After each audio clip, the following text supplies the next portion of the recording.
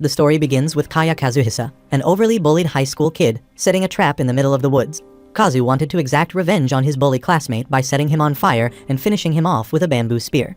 With this bully having power and money, even other students or teachers can't go against him. So, before he gets bullied to death, Kazu plans on ending it first.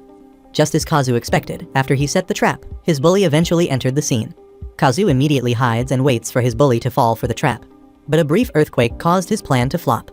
Irritated by what happened, Kazu almost snapped, until he hears some heavy footsteps coming his way again. Then suddenly, someone fell into the trap. Thinking it must be his bully, Kazu immediately set the whole thing on fire and started stabbing the person inside. But his expression suddenly sank when he saw the murdered body inside and started vanishing. At that moment, he finally realized that he didn't murder his bully, but instead a wild orc. Then all of a sudden, within just a blink of an eye, Kazu finds himself getting transported into a white room with nothing but a chair, a table, and a laptop. To his surprise, his name is shown on the computer screen with his level and skill point indicated. Confused, Kazu tried asking the computer some questions, but the device could not answer most of his inquiries. Although everything is still a blur, the computer did mention some important details about the situation, starting by indicating that this is not a dream. While Kazu is inside this room, he needs to defeat enemies to level up and get skill points. He can then use these skill points to acquire skills. And once he closes the skill window, he'll return to his original location. But above all, what really caught Kazu's attention is the fact that as long as he stays inside the room, time doesn't pass outside. However, in cases where Kazu died fighting, the room cannot revive him anymore. At first, Kazu is unsure about whether he should accept this challenge or not.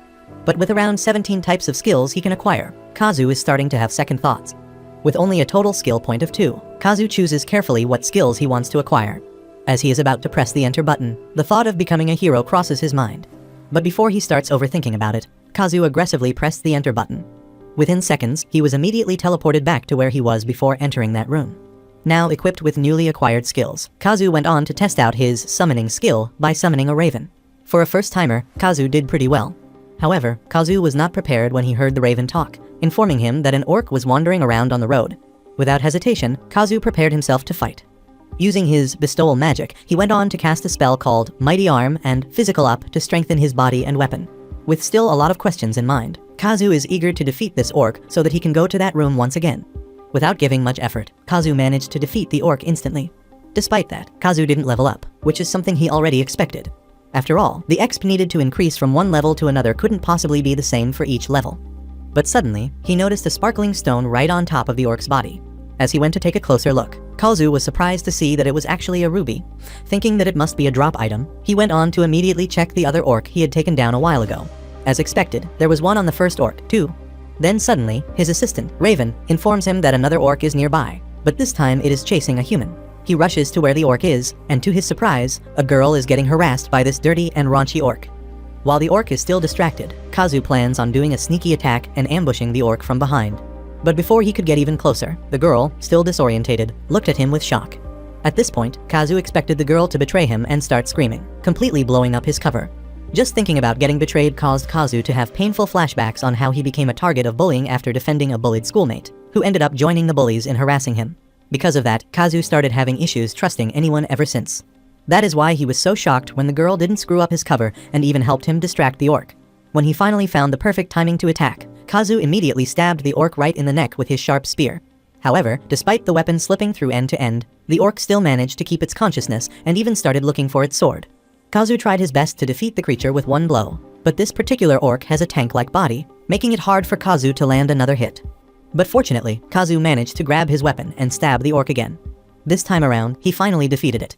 As Kazu's level increases, he is then transported back to the White Room. While he is inside, he plans on using as much time as he wants to carefully think about what to do next. After fighting orcs 3 times, Kazu understands a lot of things. One is that he believes he cannot really fight, and that he just got lucky this time. Since he is not that strong as a fighter, Kazu plans on summoning a pupper golem next time, since the strength of 2 golems is equal to 1 orc. But after realizing that there are enemies other than orcs, Kazu suddenly thought of finding someone to be his vanguard. The only person he has in mind right now is the girl from a while ago. Remembering how the girl trusted him and helped him distract the orc, Kazu is starting to consider her as a candidate for the position. Although anxious of getting betrayed again, Kazu chose to believe and put his trust in her too, just like how she did a while ago. As Kazu went on to exit the skill tab, he got teleported back to the real world. Covered in bruises because of the fight, Kazu coughs heavily because of the pain. Then the girl, barely half naked, went on to introduce herself as Shimazono Arisu. a third-year junior high school student. After formally introducing themselves to one another, Ari went on to thank Kazu for his help. Meanwhile, Kazu couldn't even look at her straight, quite distracted by her massive melons. After fixing up her uniform, the two sat down for a bit and talked about what had just happened. Curious, Ari asks Kazu why his hands and feet are glowing. Kazu stuttered for a bit, quite worried that Ari would not believe his story. But with such a determined expression, Ari assures him that she'll believe it no matter what. With Ari's cute face, Kazu couldn't bring himself to say no. After explaining everything, Ari remained quiet, astonished by the information Kazu had just shared. Meanwhile, Kazu is starting to get worried again, as he would really get in trouble if Ari gets curious as to why he made those traps in the first place. But thankfully, Ari didn't pry on those. Ari then shares her side of the story. According to her, their school was attacked by orcs.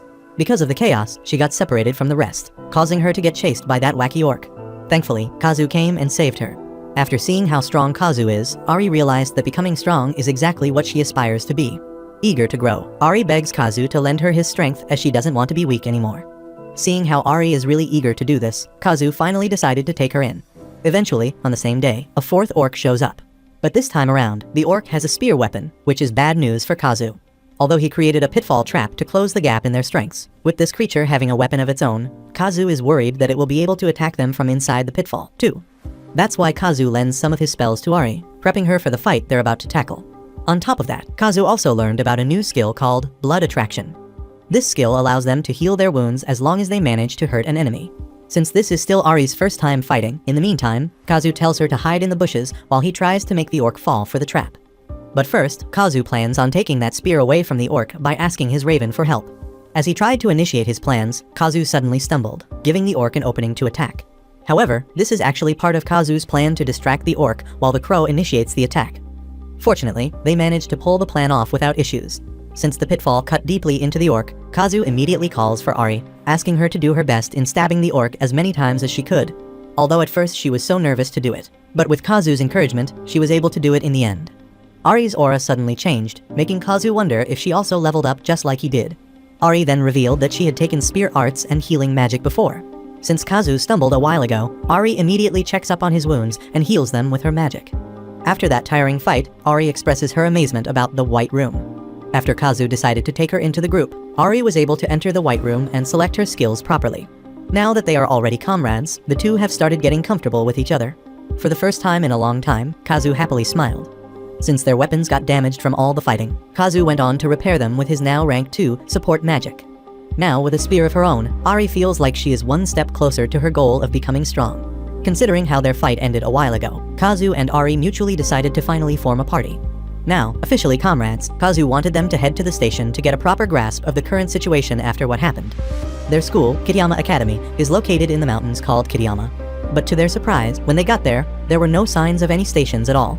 Already starting to get a little nervous, Ari just let out an awkward smile, jokingly asking Kazu which way the station is. Even Kazu doesn't have any answers, so they just decided to go on and find another way. However, Kazu already expected this to happen. When he was in the White Room, he asked a lot about this. That's why he came here to confirm that. Based on his own assumptions, probably during that earthquake, the whole mountain was caught up in a big disaster. With so many questions in mind, Kazu decided to just move forward for now and ask the White Room about it once they level up. The two then went on to take down monsters one after another. Finally starting to get confident with their skills, Kazu wants them to discuss their plans. From the crow's search, Kazu got some information that the orcs are coming down from the top of the mountains. But before Kazu could even finish, Ari nervously asked him for a favor to save her friend. They got separated in school, and Ari wanted to go back there and save her friend from the hands of the orcs. Ari's best friend, Ryuki Tamaki, was energetic and always running. Although Ari was not good at sports, she found herself enjoying watching Tamaki play and running. Until one day, Tamaki invited her to join them. Even though Ari was not good at socializing, thanks to Tamaki, she was able to make a lot of friends. Even during the time the orcs attacked their school, Tamaki remained good to Ari, even using herself as a decoy so that Ari could escape. Considering the situation, Ari was so scared and ran away in a daze, but another orc found her. During that time, Kazu's family managed to find her. Although a lot of things have already happened, Kazu still believes that Tamaki is alive. Despite the circumstances, Ari cried, really eager to go and save her friend. According to Ari, the last place she and Tamaki went was the Training Institute. Although Kazu has already heard about the place, he hasn't technically stepped on the place. Based on what he knows, the Training Institute is a multi-purpose facility renovated from an old school building. Considering the situation, deep inside, Kazu actually thinks that Tamaki is dead already. But he refuses to believe that, knowing Ari might go by herself to save her friend. Since the situation has already worsened, Kazu tries to avoid a double disaster at all costs. Because of that, he made it clear to Ari that if things seem to get worse, they have to turn back no matter what, and Ari immediately agreed with Kazu. But before they finally start, Kazu also has one condition, and that is for Ari to level up. Since it's already turning dark, the two only have 30 minutes to level up.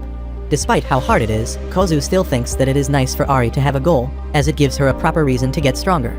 On top of that, despite them only knowing each other for less than a day, Ari always charges ahead for him, making Kazu feel like he should also do the same for her. So even though it is exhausting and dangerous, the duo managed to continue taking down 2 more orcs. Now that they are already a party, if a member levels up, all the members will enter this room. As they got inside, they were rather surprised to see that they now had an individual PC for monitoring their stats. Ari then notices that there is a new section in the status page, a section that allows the members to disable others from accompanying them to enter the room. But other than that, Kazu feels like there's nothing for them to consult the room for now. Curious, Kazu asks Ari if there's anything she wants to ask. Hesitantly, Ari shyly asks Kazu if he could share something about himself. Shocked, Kazu just smiled and stated that he finds his story boring. Ari didn't want to force Kazu to tell her anything he didn't want to share, so she immediately changed the topic, stating that they could just talk about it someday. While Ari upgrades her skills, Kazu couldn't help but wonder if they can actually work together for so long. As they got out of the White Room, Ari started shaking after witnessing a gruesome scene where the orcs displayed a real human head out in the open. Kazu immediately assures her that it is not a student, but an adult, a teacher perhaps. Enraged because of the damage these orcs have done to everyone, Ari asks Kazu to let her handle this fight on her own. Although Kazu was having second thoughts at first, with Ari's constant persuasion, Kazu let her do it in the end. Kazu was taken aback by how Ari attacked the orcs with such clean moves. Compared to how she reacted in their first fight, Ari is much calmer this time around. Even if the fight got intense, Ari kept her cool and tackled each orc with precision. Because of that, the two of them leveled up again. As they get transported back to the White Room, Kazu plans on upgrading this summon magic to rank 2. With this, they'll be able to make a proper strategy and head to the institute in no time. Moments later, the two finally made it to the training institute. Kazu's crow went on to check the area first, and based on its surveillance, there were around 2 orcs at the front entrance. Kazu formulated a plan where if there are fewer than 3 orcs, they'll defeat them by attacking head-on. However, if the orcs are more than 4, but less than 6, Kazu plans on using his familiar as a decoy and taking them down one by one. But in the worst case scenario, if there are more than 7 orcs present, they'll have no choice but to turn back. Since the two have already agreed upon this plan, Kazu went on to summon a puppet golem to help them in fighting. They quietly sneak into the building. However, the next scene they'll witness almost caused Ari to faint. There, a number of girls, students of the academy, ended up lying fully naked on the ground, while the others are literally still getting harassed by these nasty orcs. Ari, on the side, started tearing up. She starts to grind her teeth so hard because of rage, and without hesitation, she charges in to attack the orcs. Since she went on to do a sneaky attack, Ari managed to take down the orcs in one go. However, she couldn't stop herself from crying because of how pathetic she felt for being glad that Tamaki was not here. She feels bad for feeling a moment of relief even after seeing the victims. Kazu was about to comfort Ari when he realized that he was no different from her. He finds himself being the true coward for only intending to use Ari as his shield for his own survival. So even if he tries to, Kazu knows that there is no way his words would reach her heart. So instead of comforting her, he just encourages Ari to stand back up, as the fight is not yet over. Just as they thought, more orcs showed up. As the monsters start charging and carrying their swords, Kazu and Ari split up to fight the orcs separately. Kazu also went on to summon one more puppet golem to support Ari. Surprisingly, Ari ended up taking care of all the orcs on her own. Seeing her go amazes Kazu. Every move Ari makes is clean, making Kazu wonder if she perhaps has a really strong battle sense. Before they even knew it, they were then transported to the White Room once again. There, Kazu once again reminded Ari that even if there are surviving students, they have to annihilate the orcs first, no matter what. So, in case the situation becomes really tough, Kazu wants them to run away immediately. If they die, no one will save the survivors anymore. Although this is tough for Ari, she still agreed to stick with the plan. After upgrading, the two went back to the real world and started sneaking deep into the building. Slowly but surely, they walked as silently as possible, keeping the orcs from realizing they were around. However, to their surprise, one orc managed to sneak an attack on Kazu. Fortunately, Ari managed to protect Kazu while getting herself injured in the process. But despite that, she still managed to defeat the orc and level up as well. Thankfully, because of her healing magic, her wounds immediately healed up on their own. Seeing how innocent and genuine Ari is towards him, Kazu couldn't help but feel a little bit guilty about what happened. Realizing that Ari is not a coward like him, who moves according to his actions, Kazu decided to let Ari increase her spear arts and go back. As they finally made it back, Kazu went on to check each room while Ari waited at the entrance. As he got inside, he was stunned by the scene he witnessed. The bodies of the girls were scattered around, naked. Among the girls was Shiki Shikariko. Shiki was the vice president of Kazu's class. Since Shiki is technically bare right now, Ari asks Kazu to step out for the moment while she treats her. Before leaving, Shiki informs him that the other girls are hiding behind a steel fire door beside the staircase. Immediately, Kazu went there to check. On his way there, Kazu couldn't help but remember some bad memories he had in class because of his bullies. Although Kazu knew that Shiki couldn't do anything about it, he still felt betrayed and hurt that she was just there, watching him get bullied. So even though he knows it's not her fault, he can't seem to pretend that it didn't happen. As Kazu finally makes it there, to ensure the girls hiding inside don't get frightened, he informs them that all the enemies have been taken care of and it is now safe for them to come out. At first, the girls were hesitant to do so. But when Kazu informed them that he had come here with Ari, Tamaki suddenly came out of the room, crying happily after finding out her friend was safe. Seeing Tamaki alive made Kazu happy. With this mission now finally accomplished, Kazu wonders if this is the time he'll say goodbye to Ari. But before he starts overthinking about it, Tamaki lets him into the room, excited to introduce him to the other survivors. Then, as they were about to enter the room, a roar shook everyone. Kazu immediately tells Tamaki to enter the room once again and shut it close until things calmed down. As he went on to take a look at the monster, his eyes widened and his body froze still. With one look at the orc's fat yet shredded body, Kazu immediately knew their luck had finally run out. Aside from the Hulk-looking orc, the orcs are in greater numbers now than before. But since they are blocking the entrance, even running away is now out of Kazu's option. As the monsters start rushing in on both sides, Kazu tells Shiki to hide while he and Ari fight off the monsters. Using her spear weapon, Ari managed to take down as many orcs as she possibly could. However, when the Hulk orc went on to hit her, she immediately went flying away. To make it worse, the orc didn't even stop with just one hit. He went on to attack Ari again and again until she ended up semi-unconscious. Meanwhile, Kazu is starting to get worried as this guy is definitely out of their league. Although he is terrified himself, he has no choice but to try escaping now that Ari is close to the exit already. Without hesitation, Kazu immediately formulated a plan. He tells Ari to escape by the door while he keeps the orc distracted with his puppet golem. While she's at it, Kazu plans on jumping out of the window on the second floor.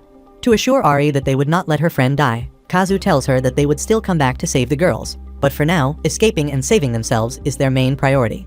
However, as Kazu jumped out of the window and immediately ran into the forest, to his surprise, he and Ari leveled up. This is something that shouldn't be possible since they didn't manage to defeat as many orcs as needed. And at that moment, Kazu finally realized that Ari actually didn't make it out and kept fighting. As they finally made it to the White Room, Ari burst into tears, apologizing to Kazu for not making it out on time. Hearing this made Kazu shiver in anger and fear. Although Ari is still not technically dead yet, for sure, when they head back to the real world, Ari will get violated by those nasty orcs until she dies. Although she is currently on the verge of literally dying, Ari still manages to smile despite the circumstances. Accepting the fact that this might already be the end for her, Ari tells Kazu not to forget saving her friend and the other girls still trapped inside. But instead of listening, Kazu just went on to hug her tightly, not wanting to let go of her anymore. Kazu then started blaming himself for putting Ari in danger. Kazu's comforting warmth even made Ari burst into tears. At this point, she finally expresses that she doesn't want to die, and then kisses Kazu. Quite taken aback by her sudden kiss, Kazu was speechless for a while. But eventually, the two went ahead and hugged each other once again. Kazu then assures her that he will not let her die no matter what. On top of that, Kazu also didn't waste a second and immediately expressed how he truly feels about Ari, causing her to blush. Due to the mixed emotions he is feeling right now, Kazu ended up saying things like he wouldn't allow the orcs to violate her since he wanted would be the one to do it, causing Ari to feel flustered like crazy. Despite Kazu not being good at words when under pressure, Ari still appreciated his assurance on saving her, no matter what. Since the orcs are no ordinary ones, Kazu went on to confirm their current situation before going out again. As of now, his level is 5 with both of his skill points at rank 2. Kazu then started contemplating whether he should upgrade an existing skill or acquire a new skill and take it to rank 2 at once. With an enemy like the Elite Orc, a monster whose strength is on another level, Kazu decided not to take half-baked skills for now. But anyhow, Kaya just wanted to choose something that would give them the chance to win. After searching for a bit, Kaya found something that he thinks would give them a small chance of victory. So, immediately, he went on to tell Ari the plan. Although the plan, Kaya could still get them murmured, Kaya went on to assure Ari that it's all about timing. As they both agreed to push through with the plan, Kaya and Ari eventually went back to the real world. Immediately, Kaya went on to rush to where Ari was. Despite spraining himself on the way out, Kaya still ran as fast as he could. As he got there, Kaya was somewhat relieved after seeing that Ari was still alive. But his relief changed into worry as the orc aimed to hit Ari once again. But thankfully, Ari didn't receive that many injuries. Kaya grabbed this chance to buy them some time. Kazu went on to summon his golems and let his crow help in distracting the orc while he went to strengthen Ari's body. Using his skill, he cast a spell called Haste, which is different from Physical Up, since this strengthens and speeds up the whole body. After casting this on Ari, Ari even started off fighting the monster once again. With a strict plan in mind, Kaya reminded Ari to wait for his signal. Fortunately, even though the orc's attacks are quite sneaky, Ari is keeping up well. However, Kaya starts to worry since the real problem starts now. Haste increases the speed but doesn't increase the power. So even if she gives it her all, it would be difficult for her to give a fatal injury with her attacks.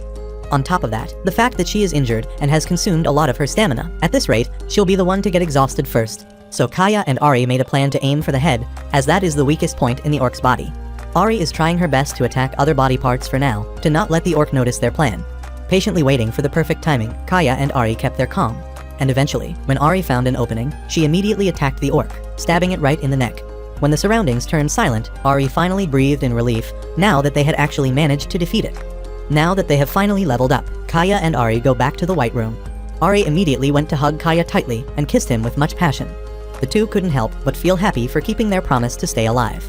Although they had already expressed their feelings a while ago, Ari went on to say it one more time, causing Kaya to blush. Since they are literally in their worst states right now, Ari went on to heal herself and treat Kaya's leg injury as well. Moments later, Kaya couldn't take it anymore as he finally offered Ari to fix her uniform for her since he was getting distracted by her rather massive melons. However, Ari took the wrong idea, thinking that Kaya might not actually like her body. Stuttering, Kaya explains to her that if she doesn't cover them up, he might end up assaulting her. Without hesitation, Ari lies herself on the ground, giving Kaya permission to explore her. As Kaya's body started to get hot, with Ari's consent, Kaya went on to slowly massage her with his hands. Amazed by how soft Ari is, Kaya tried not to go all in, but because of the tension, they ended up pleasing each other for hours in the end. After enjoying themselves for a while, Kaya and Ari went to have a deep, serious talk with one another. This time around, Ari finally asked Kaya about his story. Kaya was hesitant to tell everything at first, but in the end, he ended up revealing his most hurtful secret. With such a low voice, he revealed that he was severely bullied by his classmate, Sasu Shiba. Shiba was the son of the director, who is well known to everyone. In this town, one's fate depends on whether they are liked or not liked by the Sasu family, so even Kazu's parents ended up telling him to just obey Shiba no matter what, instead of defending him. To make it worse, one day, the classmate who was being bullied along with him tried to harm himself. Fortunately, he survived and left the school, so Kazu ended up being the only one who was the target of bullying by everyone in school. Because of his deep-rooted anger for Shiba, Kazu made that pitfall, hoping to finally end Shiba once and for all. After saying all of this, Kazu is worried that Ari might start despising him. But Ari immediately assured him that she wouldn't do such a thing. Like the rest of the students, Ari also pretended not to see when others were getting bullied, which is why she knows she is not in the position to judge Kazu's decisions. Now that they have known each other a lot deeper than before, it's now time for them to go back to the real world.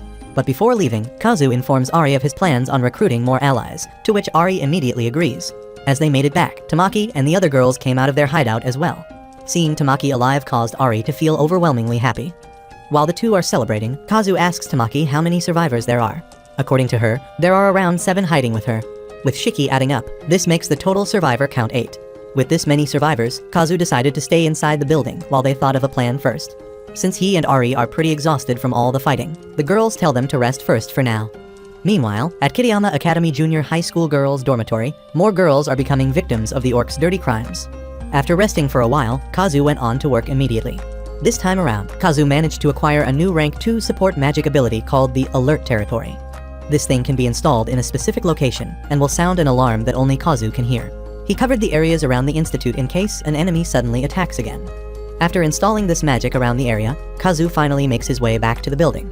On his way inside, the sky slowly turns white, marking that it's already dawn. 2 moons are also seen, making it clear to Kazu that this world is not their real world, indeed. As he makes his way inside the building, Shiki greets him with a pleasant morning and asks him about his injuries. With how dreadful the fight was yesterday, Shiki already expected that Kazu and Ari might have some muscle soreness of some sort. Speaking of Ari, she, together with the other girls, went on to prepare some breakfast for everyone. According to Shiki, there were some supplies hidden in the basements in case of a disaster like this. Although there were cans of water and a generator that works on kerosene, the girls decided not to use it as it makes a lot of noise, alerting the monsters nearby. Seeing how Kazu has changed drastically, Shiki mentions to him that he can finally do everything he wanted to do now with his power. Although Kazu didn't want others to know about it, Shiki managed to hear Ari and Kazu talking about it yesterday. Shiki didn't want to believe, but after Ari healed her wounds with her magic, Shiki couldn't deny it anymore.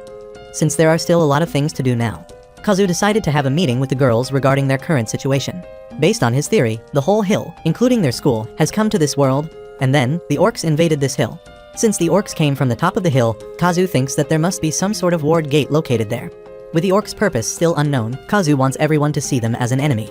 Based on their number, Kazu believes that they have probably taken over almost all the buildings on the hill. Since they know nothing about their enemies, Kazu made it clear that rescuing others is out of the picture for now. To ensure that everyone is capable of at least supporting themselves, Kazu decided to help everyone in this room reach at least level 1. But he did make it clear to everyone that he won't force them, nor will he tell them to fight. But right now, there's a difference in safety between level 0 and level 1. To lessen the fear of the girls, Kazu assures them that he and Ari will be by their side at all times, ready to help. The dining table kept silent for a couple of seconds until Tamaki finally spoke up, saying that she didn't want to keep running anymore. Also, she feels like it is now her time to also protect Ari. On top of that, Tamaki also volunteered to enter Kazu's party. Although he didn't really want to include her yet, but knowing Ari might feel safer with Tamaki by her side, Kazu had no choice but to accept her. But what's more shocking is the fact that even Shiki is willing to level up as well. Although she doesn't intend to enter Kazu's party, considering the trauma she acquired from the hands of an orc, she still politely asks Kazu to prepare only one orc so that she can somehow level up a little.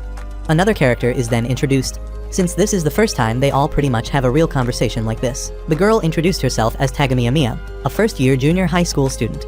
Considering she is still relatively young, Kazu tried to explain to her how dangerously deadly joining a party is, especially as they will be fighting on the front lines. Despite hearing Kazu's warning, Miya still insisted on joining, quite eager to risk everything as long as she could fight with magic. Kazu didn't quite get her at first, but since she is so determined to be part of the party, Kazu accepted her in the end. Miya then reveals that she wanted to get her brother, who is in high school right now. Although Kazu would love to help, but considering their situation right now, Kazu assures her that as soon as the situation calms down, they will check on the school and find Miya's brother. Fortunately, Miya immediately understood Kazu and went with his plan. With Miya, a first-year student entering Kazu's party, the other girls ended up joining in as well. Moments later, the girls, together with Kazu, didn't even waste a second and immediately went ahead to dig some pitfalls for their trap. While the girls are busy digging traps, Kazu is there digging graves for the girls who lost their lives inside the building. Seeing this, Tamaki couldn't help but appreciate Kazu's efforts for the ones who died. Then suddenly, Ari came into the scene, wearing tight gym clothes from the basement. Seeing her snatched body peeping through that cloth made Kazu blush. But before he gets distracted by her, he immediately summons his raven to serve as Ari's carrier pigeon. Since Kazu's level has finally increased, the raven has also grown in size. Before Ari goes out to hunt, Kazu reminds her not to save anyone and just run away, since if she dies, Kazu feels like it would be the end of the world for him as well. After having a little discussion, Ari eventually went ahead and started her work. Meanwhile, Kazu plans on becoming a scout and a decoy at the same time. While Ari brings the orcs, the girls stay in place and just wait for Kazu's signal for them to neutralize it. Kazu started off with Tamaki, who now earned a sword art rank and muscle rank skill. Then next is Shiki, who has acquired a scouting rank and throwing rank skills. Meanwhile, Miya managed to acquire earth and wind magic ranks.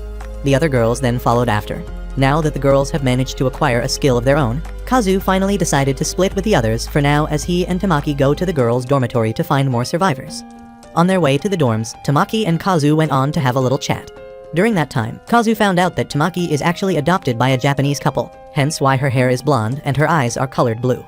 Moments later, they finally made it to the girls' dormitory. Kazu went on to task his raven to check the area using his remote viewing, which is something he got after increasing the rank of summon magic to 3. Because of this, Kazu is able to have a bird-eye view of the whole place. While he's checking the area, he asks Tamaki to keep watch of their surroundings in case someone attacks. Kazu chose Tamaki to guide him because she is the best friend of Ari. Even though Kazu still doesn't understand her personality, he still hopes she doesn't do anything to harm him. As Kazu's raven flies over the building, Kazu is stunned to witness such a brutal scene. However, when the raven entered the dorms, Kazu couldn't help but shiver in fear and pain for the girls who were now being used as toys by the orcs. After seeing that there is an elite orc present, on top of the great number of minion orcs present, Kazu decided to head back to the institute for now. As they got back with the girls and informed them of what they saw, Shiki immediately disapproved of them going back and helping the others. Despite sounding cold-hearted, she knows that there is a big chance that they will all get wiped out while trying to save a person. Kazu couldn't really blame Shiki for feeling this way, since even he finds her judgment quite accurate, so he tries to calm everyone down. But in contrast with Shiki's suggestion, Kazu tells everyone that it is too early to jump to conclusions for now. But he still wants to look for a way to save them somehow. Because of this, Shiki didn't have a choice but to agree with the majority's decision. But deep inside, Kazu knows that Shiki just wants to play the role of a bad person. By expressing a ruthless opinion, she is making it easier for Kazu to gain the trust of others. Shiki simply wants Kazu, who has the highest level, to be the emotional support for everyone. Despite Kazu finding it annoying to go along with her plans, but for everyone's survival, he would rather go with it than not. Then suddenly, Mia informs Kazu about a rank 2 earth magic called Heat Metal, a magic that can heat up any metal. Mia then suggested that, using this magic, she could easily heat up the orcs' weapons, leaving them defenseless. So even if it's a strong enemy, they might still have a chance of winning. So immediately, Kazu's next plan is to let Tamaki and Mia level up quickly. While they are busy, Kazu plans on asking the other girls to head back to the facility after becoming level 1, and then digging a trench in front of the building. However, Shiki finds this a bit too flashy, as the enemies might find out they are making the facility their base. But in Kazu's defense, even if they don't do anything, the enemies will still find it out sooner or later. So, while it's early, he wants to strengthen their defenses. Before Kazu, Ari, Tamaki, and Mia leave, Shiki reminds them to come back alive, since if they don't, everyone in the facility is as good as dead. Although Kazu's dark humor is so terrifying, like it could summon a demon, Kazu still finds it encouraging to hear. Eventually, he, along with the 3 girls, finally makes their way to the forest once again. Meanwhile, the girls left behind also started their tasks. Going back to Kazu's group, Tamaki shows off her weapon, the same weapon that the elite orc has. It turns out that she actually has the physical skills for it. As usual, Tamaki kept the group alive with her corny personality, and before they even knew it, they finally made it to the tennis court area. Kazu then tells the girls to level up quickly using power leveling, a gaming term where the strong people take the weak people around and make them level up.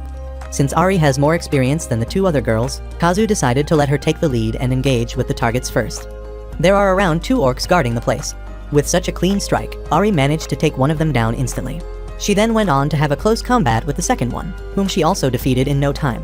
Even the orcs that were hiding inside the shed had no chance of winning against Ari.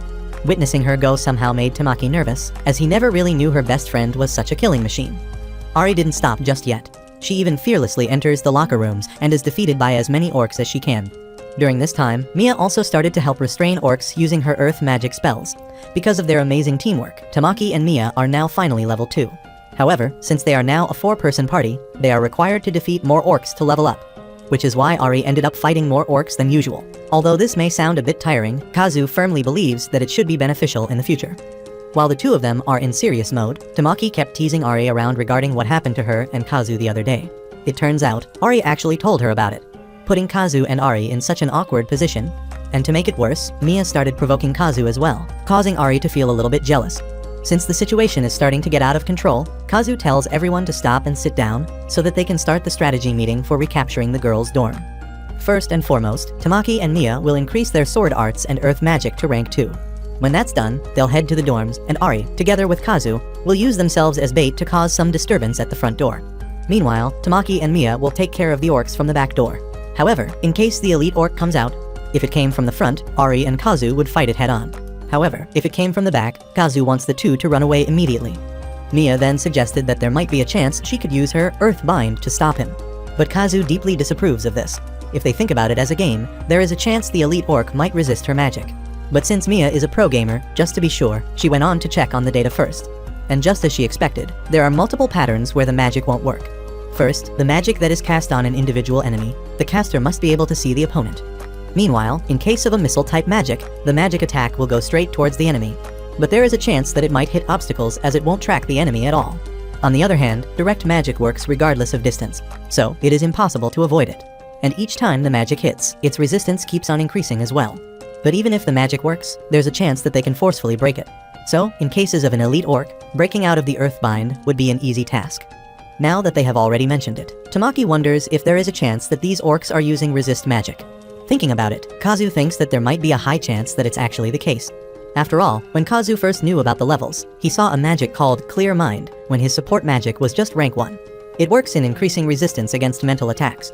Remembering this now, Kazu reminds everyone to be careful about the enemy's magic, no matter what.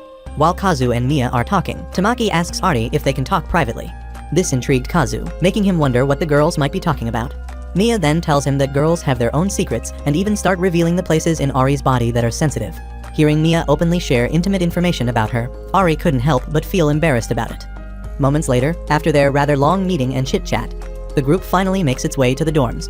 Since there are more orcs guarding the front now, Kazu decided to change up their plans a little and defeat 4 orcs first. Before going in, Kazu noticed that Tamaki was shaking so hard. Worried, he asked her if she was alright. Tamaki immediately assured him that this was just due to excitement, but Kazu still reminded her not to be reckless. As Ari and Tamaki went on to engage together with 2 golems, the orcs finally took notice of them. While Ari is seamlessly cutting through one orc after the other, Tamaki's shaking legs cause her to stumble. As the orc gets closer to her, fearing that this might be the end of her, Tamaki ends up pissing herself. Kazu immediately asks Mia to cast a long-range attack. With Mia's stone blade technique, the orc got knocked down immediately.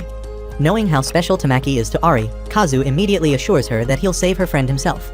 Kazu even started blaming himself for being careless, letting Tamaki go on her own without support, despite knowing it's her first battle. But thankfully, Kazu got there on time and sliced up the orc on his own. Then suddenly, Tamaki started screaming, apologizing to Kazu again and again while begging him not to leave her. Because of her loud cries, the orcs inside the building get alerted by their presence. Because of this, Kazu didn't follow the plan of letting Tamaki and Mia go to the back door. Instead, he decided that the group should just stick together. Not knowing what to do next, the group suddenly got teleported back to the White Room as they leveled up once again.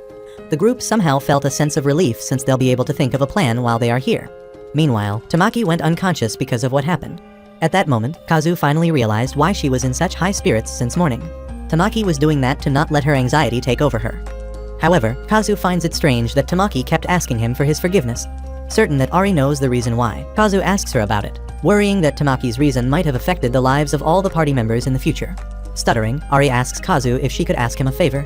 Kazu didn't even hesitate and told her that if it's something he can do, then he'll do anything for the party. Overwhelmed and flustered, Ari shyly turned to Kazu, with her voice trembling as she asked if it was okay with him to make love with Tamaki. After hearing that question, Kazu froze in place, quite confused after hearing such an odd request. As this is hard for Ari to say, Kazu really doesn't understand why Tamaki would ask for such a request. So to better understand her side, Kazu wants Ari to explain everything. So Ari went on to have a little storytelling session. According to her, Tamaki was an orphan, and her foster parents, the Ryuki family, were usually gentle. But if there was anything they didn't like, no matter how small, they would get extremely angry and cause a ruckus. So in times that Tamaki didn't meet their expectations, they would tell her that they had made a mistake adopting her. Although the screening process to become foster parents was tough, because the Ryuki family was respectable figures, they ended up passing the screening effortlessly. Because of that, Tamaki ended up living a life of daily pressure and anxiety. With nowhere to run to and return to, she tried desperately to live up to her parents' expectations. Although she tried and tried, she ended up pushing her limits. As Tamaki's best friend, Ari has witnessed how Tamaki stayed obedient and sincere just to please her family. She even went past her limit and tried her best, to the point that even her heart broke apart. She even had temporary memory loss, although it may not be obvious, considering Tamaki studying in one of the most prestigious schools full of wealthy students. But Ari is certain that people don't know that this school is filled with problematic students. Ari then revealed that she herself is an orphan. Although her experience was not as bad as Tamaki's, but she also came to this school because she didn't get along with her foster parents. After hearing all of these revelations, just to be sure, Kazu also asked Mia if she is an orphan too. Mia immediately states that she grew up in a relatively normal family. Her parents just sent her to boarding school because of her addiction to anime and manga. Since everyone has already shared their story on how they ended up in this academy, Mia also asks Kazu of his story. As it turned out, he just took the entrance exam here since the acceptance rate was higher. On top of that, his parents also pushed him to enter the academy in hopes that their son could make friends with the upper-class families like the Sasu family. Due to that, Kazu came to experience the injustice of the upper class to the point of hating it. But going back to Tamaki's story, Ari just happened to hear Tamaki and her teacher's conversation one day. During that time, they were already friends, and Tamaki's grades were dropping drastically. Knowing her tiger parents, Ari started becoming distant from Tamaki, as she thinks it was her fault that her best friend ended up failing. But Tamaka thought that it was her fault that Ari became distant from her. And as her coping mechanism, when she thinks that she has betrayed the expectations of someone she trusted, she can't handle it at all. So, in other words, based on how she acted a while ago, it must have been because she thought she had betrayed Kazu's expectations of her. Although Kazu does understand that part of the story. But the only thing he is confused about is why Tamaki favors him despite knowing he is Ari's boyfriend. Well, as it turned out, yesterday, before they went to bed, Ari, Mia, and Shiki explained to everyone why Kazu is important for their survival. That's why when Tamaki felt like he was holding him back because of her anxiety a while ago, she was scared that she'd end up getting abandoned. Since Tamaki is still under a panic attack, Kazu asks Ari what she should do to calm her down. Kazu was stunned when Ari casually mentioned that they would normally hurt each other with a knife like some deranged sociopath. So Kazu thought that he could just inflict a small injury on her instead of doing something unnecessary. However, Ari thinks that would not work since Kazu just recently met her, which is why he needs to make a stronger bond. So even if it's hard for her, Ari thinks that if Kazu and Tamaki put their bodies together, he can make a big leap in their relationship. Although Kazu has no bad intent in doing this, he can still feel a strange sensation, maybe because of how strange Ari is acting. Meanwhile, Mia had the nerve to crack a joke, saying, building a harem is every guy's ultimate dream. But as a good boyfriend, Kazu asks Ari's permission once again. When Ari gave him the go signal, Kazu just did what he needed to calm Tamaki down. and just as Ari expected, Tamaki did wake up. When she realized the fact that she was too close to Kazu, she immediately started blushing. Aside from that, Tamaki also started feeling bad again as she remembered how embarrassing she looked a while ago, peeing her own pants because she was too scared. Quite good with his words, Kazu managed to calm Tamaki down again. He even assured her that the way she reacted a while ago was completely normal. With a serious look on his face, Kazu then lends his hand to Tamaki, asking her to trust him this time, just like Ari did before.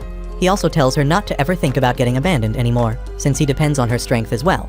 Because of these kind words, Tamaki couldn't help but kiss Kazu on the cheeks as a sign of appreciation. Kazu was left shocked, while Ari at the back looked a bit jealous.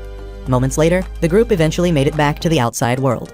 Kazu and Ari try their best to execute a clean plan, and as the elite orc enters the scene, Kazu summons a new type of creature called the Grey Wolves. As Kazu faces off against a formidable foe once again, Ari also gives her all as the vanguard of the party. Kazu is quite impressed by how much Ari has improved. She is now fighting it by creating distance with her opponent, which is far better than how she handled it the other day. As the other orcs also started popping out, Kazu went on to send his golems to help Mia, who is now frozen with fear. Kazu then went ahead and checked on Tamaki. Fortunately, Tamaki is a lot calmer now than before. Although she still keeps pissing herself because of her, with Kazu calling it an unlimited leakage feature, Tamaki is now far more ready to take down orcs than she was before. With Kazu's guidance and encouragement, Tamaki finally took down her first orc on her own. As the fight started to intensify even more, Tamaki doesn't even hesitate to fight as many orcs as she can. With this, all the small fry orcs will be defeated in no time. Now that Tamaki is all good, Kazu went on to check on Ari. Based on how it looks, Kazu is having a hard time finding an opening to use his reflection magic. So Kazu rushed to Mia, asking her if she could use magic right now. To his surprise, Mia also wet herself, making him wonder if the roar of an elite orc put the fear effect on low-level opponents. Nonetheless, Kazu first focused on their real problem and asked Mia to use her heat metal skill to neutralize the orc's weapons. Instantly, as soon as Mia cast her magic, the orc suddenly became defenseless, giving Ari the opening to strike back. The elite orc tried to fight back, but because Ari had an edge with her weapon, the monster ended up getting defeated in the end. Moments later, the party finds themselves inside the White Room once again. All the girls have leveled up except Kazu. But before upgrading anything, Ari asks for Kazu's opinion. After going through her panel, a magic called Cure Mind caught Ari's attention. Using this magic, she can easily get out of the fear effect of the elite orc's roar, which is useful during battles. As Ari is about to say her next reason, Kazu already knows that Ari wants to heal the emotional wounds of the survivors in the dormitory, in case there are any. Since Ari finds it necessary, Kazu agrees to let her upgrade her healing magic. After all, Kazu knows to himself that a man like him couldn't possibly understand a woman's emotions. Now that Ari has already decided which skills she would upgrade, Kazu went on to ask Mia and Tamaki about their plans. Surprisingly, both of them decided to save it up for now since they wanted to upgrade to rank 3 immediately. Mia further explains that when she reaches rank 3, she will be able to acquire a magic called Earth Pit, which is a magic that digs up holes. Being the supportive leader that he is, Kazu let them do what they want with their skill points. After all, they are still low level right now, so he also finds it better if they focus on those things they just said for now. Now that the group has already decided on their upgrades, the party went back to look for any survivors. As they got to the dining hall, the group was stunned to see such a gruesome scene. Everyone started feeling downhearted when none of the girls looked alive, until Ari found a girl barely breathing at the side of the column. The whole group then immediately ran towards her to see if they could still manage to help her. While the dormitory has now been recaptured by Kazu's team, meanwhile, at the training facility, the girls are doing well with their tasks. While everyone is busy digging the trench, Tamaki and one of Kazu's wolves show up. The girls immediately ask Tamaki where the others are. Tamaki then explained to everyone that the girls' dormitory has been recaptured, and there are some survivors there too. Since there are quite a few, Kazu asks Tamaki to get some people from the facility to help escort the survivors. Meanwhile, back at the dormitory, Ari is busy healing all of the survivors' mental wounds. She also tried to comfort them, while Mia went on to look for some clothes that the girls could use. After doing so, Mia went on to help Kazu look for materials they could use. While they roam around the dorm, Mia came across her roommate, cold and dead, lying on the side of the hallway. But instead of dwelling much on it, Mia chose to continue with their search for now. Kazu suggested that they should head to Mia's room for now, so that she can get some change of clothes. After climbing up to the 3rd floor, the two finally made it to Mia's room. As Mia is about to change, the young girl tries to tease Kazu, asking him if he wants to see her change. Kazu immediately said no, but Mia followed up the question by asking him if he needed her stained panties. Feeling quite awkward, Kazu just went on to tell her that it wouldn't be that necessary and that she could just throw it away since no one was here anymore. Hearing that made Mia realize that they are indeed alone now, saddened by the thought that her friends and senpais are probably dead by now. Seeing the drastic changes in Mia's expression made Kazu feel a bit guilty. As he tried to explain what he meant, Mia told him that she was already prepared for it. As she still vividly remembers, everyone in the girls' room cried yesterday. Shiki told them that if they want to cry, they should cry already. That is why Mia also encourages Kazu to cry, so that he can prepare himself for the worst as well. Mia tried to offer her chest for Kazu to lean on, but Kazu immediately turned it down. Mia then concluded that Kazu might really like big melons after all. As she went inside her room to change, Kazu told her to go back to Ari once she was done, since he would continue to search on his own. As the silence lingered inside the room, after seeing a picture with her friends, Mia couldn't help but burst into tears. Meanwhile, Kazu went on to check every room until he reached the rooftop. However, he finds it strange that, considering the size of the dorm, there are too few corpses. While he is in deep wonder, Kazu's raven then informs him that Shiki and the others are now nearby. As the girls finally made it to the dorms, they were horrified by what they witnessed. Kazu then informs them that there are only 10 survivors in this building. But instead of giving up, the girls are still hopeful that there are probably other survivors in other buildings too. After talking with the girls, Kazu went to check on Ari when Mia entered the scene once again, teasing Kazu as usual. Since the girls have now helped the survivors dress and are ready to move, the group immediately makes their way back to the training facility. While the girls are escorting the survivors, Shiki tells Kazu to stay at the back. So, in case orcs start attacking them again, he'll be there to protect everyone. Everything was going well until they were already closer to the facility when Kazu's invincible alarm suddenly rang inside his head. And at that moment, he knew they were definitely in grave danger. So before they can even get closer, Kazu went on to warn everyone and ask Shiki to stay put and take care of everyone while he checks on the situation first. He then calls for his party to investigate. As they finally made it to the facility, Kazu's alarm was actually right. Orcs are now everywhere. Some of the remaining girls who were left in the facility tried to defend their base as much as possible. However, one of the girls ended up getting caught by the orcs. As the monsters started to harass her, Kazu's wolves finally came to save her. A few moments later, Kazu, together with the girls, finally made it. Kazu immediately tasked Ari to take care of the orcs on the left. With Kazu's haste spell, Ari managed to move as swiftly as possible. Because the group did a surprise attack, the orcs are now confused. While Ari is holding the left side, Kazu plans on handling the right side together with the two. However, as Tamaki was getting ready to fight, Kazu changed his mind and let her stay on the side for now. Kazu then tells Mia to use some of her wind magic to put the enemies to sleep. Surprisingly, as soon as Mia cast the spell, the orcs were knocked down immediately. Now that these monsters are pretty defenseless, Ari and the others used this opportunity to defeat them all at once. They were so overpowering that even some of the other orcs started running away. Kazu immediately orders the girls to chase them since it'll be really bad if the information about this place gets leaked. But before Ari can go all in again, Kazu reminds her not to chase them too deep. Meanwhile, one of the remaining orcs tried to hit Kazu with its stone bullet. But thankfully, Mia managed to block it, keeping Kazu safe. Then, all of a sudden, the group got teleported back to the White Room because Tamaki and Mia leveled up just now. While they are here, Kazu reminded Ari and Tamaki not to chase the orcs deep into the forest, even if it may put the facility in danger. He then put his palms on their heads, telling them that their safety is more important than anything else. Hearing Kazu say this made the two blush. That is why, as soon as they made it back to the outside world, they did their best while keeping in mind what Kazu said to them, so even if they had a clear vision of where the orcs are going. But since they are a bit too far from the facility already, the two decided to just head back for now. Fortunately, because of Kazu's alarm, all of the girls, both the old and the newly saved ones, are still alive. Ari and Tamaki then head over to Kazu, disappointedly telling him that they weren't able to take care of the 4 orcs out of the 5 they were chasing. But instead of getting angry, Kazu smiled at them and thanked them for their hard work. After all, Kazu was already expecting that this place would be revealed sooner or later. That is why he wanted to strengthen their defenses from now on. Now that the orcs already knew about this place, Kazu was expecting that everyone would start feeling anxious from now on. On top of that, Kazu also believes that the orcs will probably attack with a force much stronger than until now. Because of this, even Kazu is starting to get worried and a little bit stressed out, as he himself doesn't know what to do. He is starting to get anxious about the thought of dying, and running away and just carrying his party, while leaving these other girls behind did cross his mind. But before he starts losing his mind, Shiki steps in to lead for now. Seeing her go never fails to amaze Kazu. He knows well that she is anxious herself, but as much as possible, she tries not to show it on her face.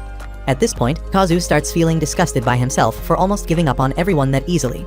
Quite angry at himself, Kazu knows that sooner or later, everyone will surely figure out that he is just a timid and narrow-minded boy who acts all tough, while the real brilliant one is Shiki, and the fact that there is some animosity.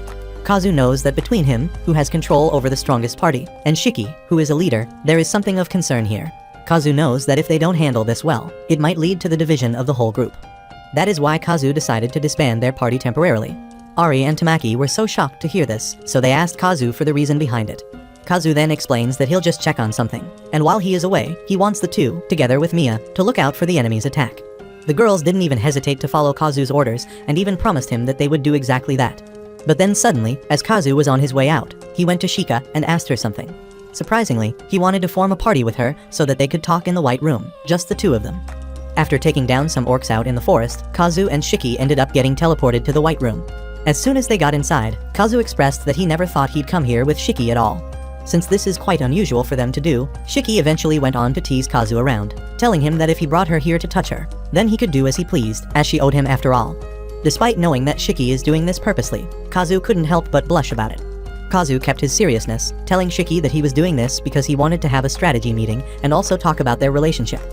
Finally getting where Kazu is going, Shiki started praising him for his power and how he managed to lead each battle to victory.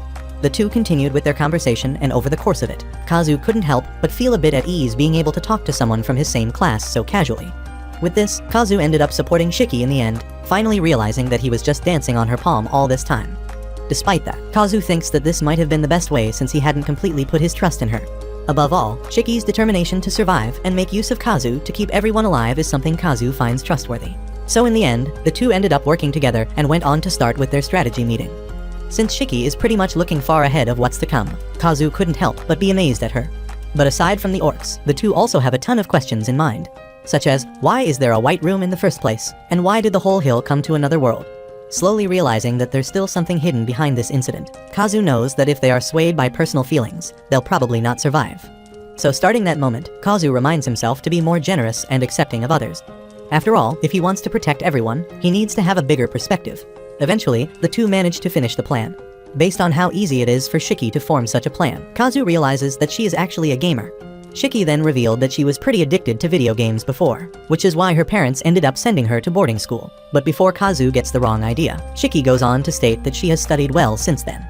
Despite being a gamer, Shiki still finds it funny that they came to a world that looks like an online game. This somehow made Kazu wonder what was happening in their school. Although Shiki wants to be hopeful, but considering the situation, she believes the survivors in their school are probably below 1% already. The two then talked for a bit, with Shiki complimenting Kazu on being a good leader. They tease each other around until they finally decided to head back now. But before leaving, Shiki tells Kazu that from now on, he is only in charge of his party while she is in charge of everyone. Shiki simply doesn't want Kazu to feel responsible for everyone, and then, when something happens, he'll blame himself for everything. That is why Shiki is willing to let herself fall, rather than letting Kazu carry everyone on his shoulders. Moments later, the two made it back to the outside world. Kazu's party then happily welcomed him. Since the party didn't know Shiki and Kazu had a meeting, they were shocked when Shiki asked everyone to gather up for some announcements.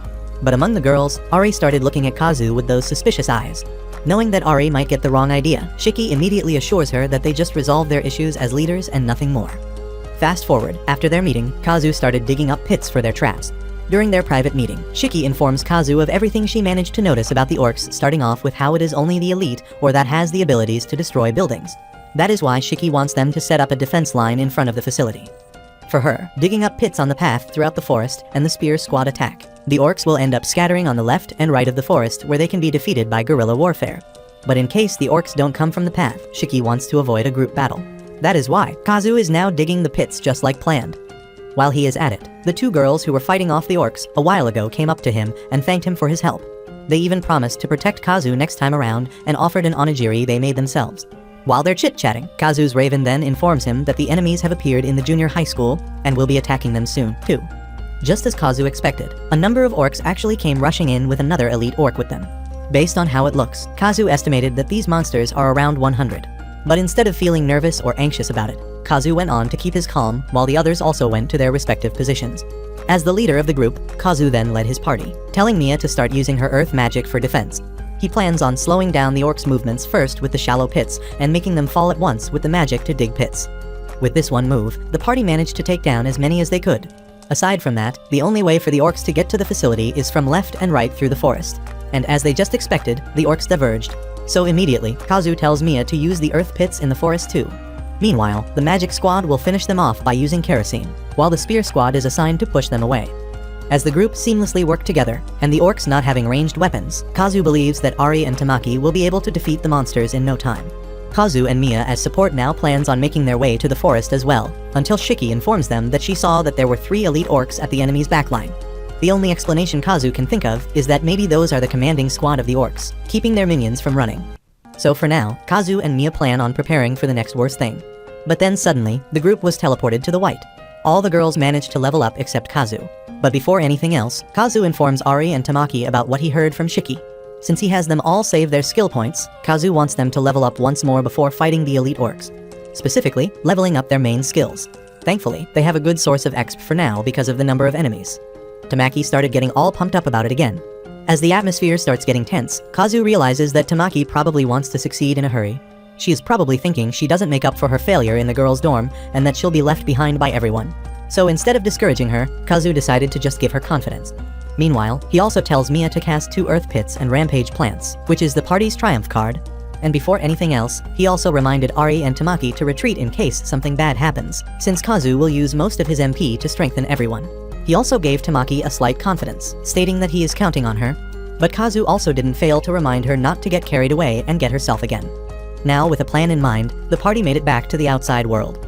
Since Kazu and the party are planning to use their triumph card, Kazu tells Shiki to make everyone evacuate from the forest at once. To have a better view of the enemies, Mia climbed up the tree and aimed for her targets.